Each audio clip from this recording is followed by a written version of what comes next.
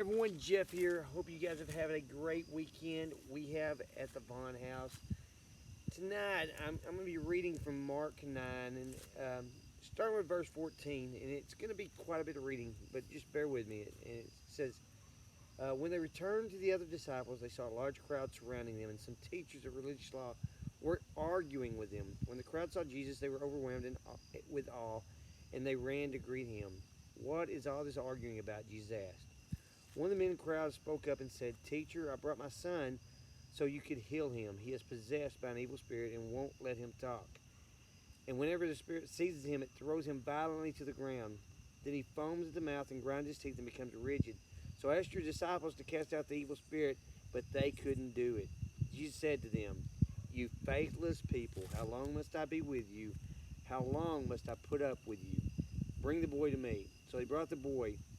But when the evil spirit saw Jesus, it threw the child into violent convulsions, and he fell to the ground, writhing and foaming at the mouth. "How long has this been happening?" Jesus asked the boy's father. He replied, "Since he was a little boy. The spirit often throws him into a fire or into water, trying to kill him. Have mercy on us and help us if you can."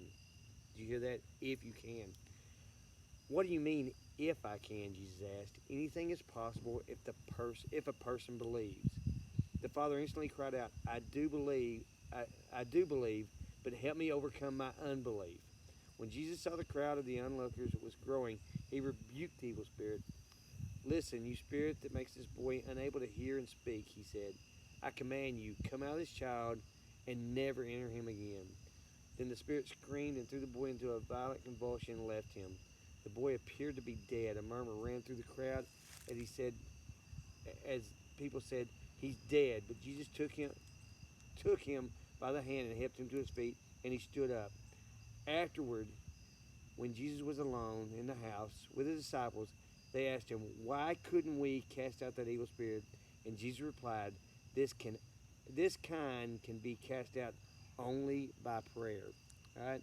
Now, I read that, and I went to several commentaries to see what it meant. And the biggest thing is that verse 29, it says, Jesus replied, "This kind can be cast out only by prayer." All right? And the commentaries say several different things about this. All right? But the one that got me is the one that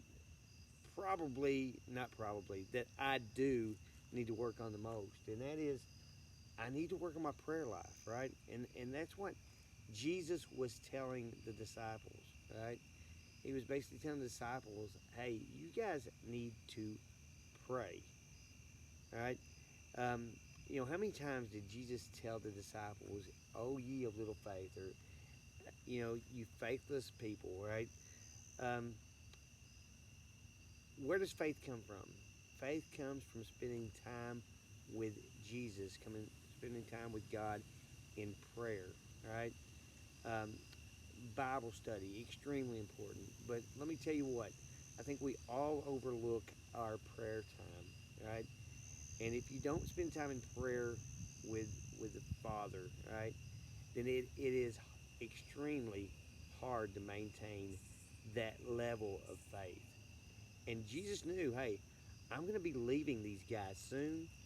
And as a result of me leaving these guys, who are they going to have to depend on then, right? They've got to learn to pray, right? So that's what I'm leaving with you tonight, all right? How's your prayer life? Can it be worked on? Can you improve it? We all can, right? I can, right? And that's something that I'm going to set up to do over the next several months, is really concentrate on my prayer life and putting that together. All right. So I hope you guys have a great rest of your Sunday evening. I hope I do.